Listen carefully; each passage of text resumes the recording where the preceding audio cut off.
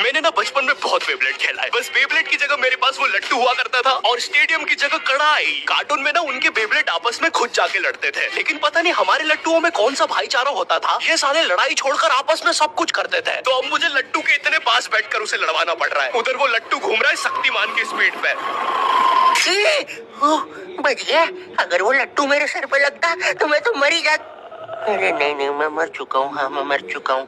लगा था वो लट्टू मेरे सर पे। बेब्लेड वाले शो में ना उनके बेब्लेड से एक बीस्ट निकलता था, लेकिन हमारा 5 वाला लट्टू कोई बीस्ट नहीं निकालता था। ये अगर कुछ निकालता था तो वो बच्चों के मुंह से दांत या आंख और कभी कभी तो चिंगारी भी निकल जाती थी। वो रोड पे जम से फेंक दो तो अब बीस्ट वाला फीलिंग देने के लिए हम बुलाते थे मोनू और बाबू को। देखो, हम सबके बचपन में एक ऐसा दोस्त तो होता ही है जिसे देखकर हमेशा ऐसा लगता था कि ये सीमेंट के बोरे से उठ के आया है। पूरे समय उसके बालों से सरसों के तेल के हग्गापे की बदबू आती रहती थी। हाँ, यही दोनों थे मोनू और बाबू। ये दोनों बनते थे हमारे बेब्लेड के बीस्ट। वैसे कायदे से तो इन दोनों को किसी तेलुगु पिक्चर में तेल और गू नाम के दैत्य या तो असुर बनना चाहिए था। खैर, तो ये दोनों लट्टू के पीछे बीस्ट बनकर लड़ाई करते थे। कभी कभी तो ये लोग अपने ही किसी गेम में बिजी रहते थे।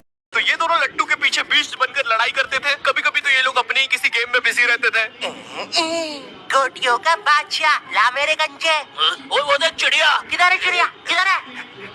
ओए, कोई बात नहीं दोस्त, तुझे तो पता ही है बाबू ऐसा ही है। तुम्हें पता है ना ये कितना जरूरी सामान है। वो देखो चिड़िया किधर है? अरे किधर है चिड़िया?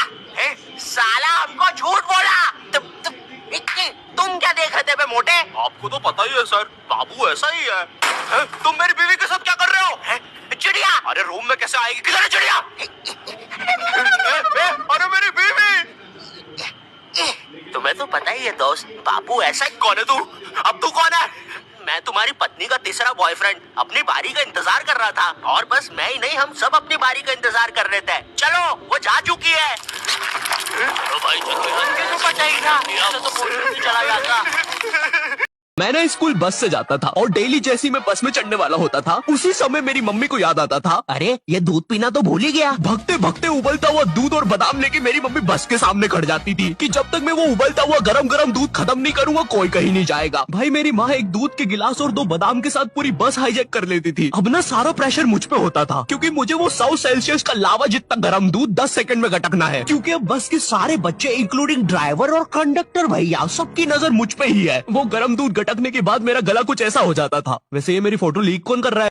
अगर तुम अपने फोन की तरफ देख के इतना सा भी मुस्कुरा दोगे ना तो इन्हें लगेगा तुम अपनी गर्लफ्रेंड से बात कर रहे हो। और चलो मान भी लेते हैं अगर मैं अपनी गर्लफ्रेंड से बात कर रहा हूँ तो मैं मुस्कुराऊंगा क्यों? अरे भाई, वो गर्लफ्रेंड है मेरी, जोकर थोड़ी ना।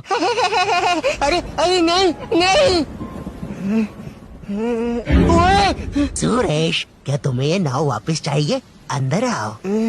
ओए रहने दे, नाली वाली नाव है वैसे भी, तू ही रख ले। और तेरे को शायद कहीं देखा है मैंने।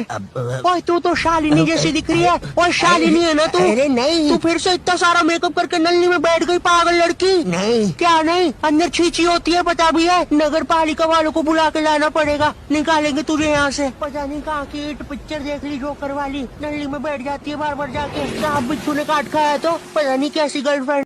टीनेज में तुम्हारे माँ बाप तुम्हारी प्राइवेसी की धज्जा उड़ा के रख देते हैं। एग्जाम्पल के लिए अगर तुम अपना फोन कहीं छोड़ के जाओगे ये पक्का चेक करेंगे, और अगर तुम बोल के जाओगे मेरे फोन पे किसी का भी फोन आए तो उठाना मत, फिर तो पक्का उठाएंगे। और चलो फोन उठा लिया कोई दिक्कत नहीं है, लेकिन अब बात भी तो करो सामने वाले से। फोन उठा के चुपचाप खड़ जाएंगे। इनको पता लगाना होता है कि सामने वाला कौन है, क्योंकि इनको लगता है कि तुम्हें बस लड़कियां ही फोन करेगी।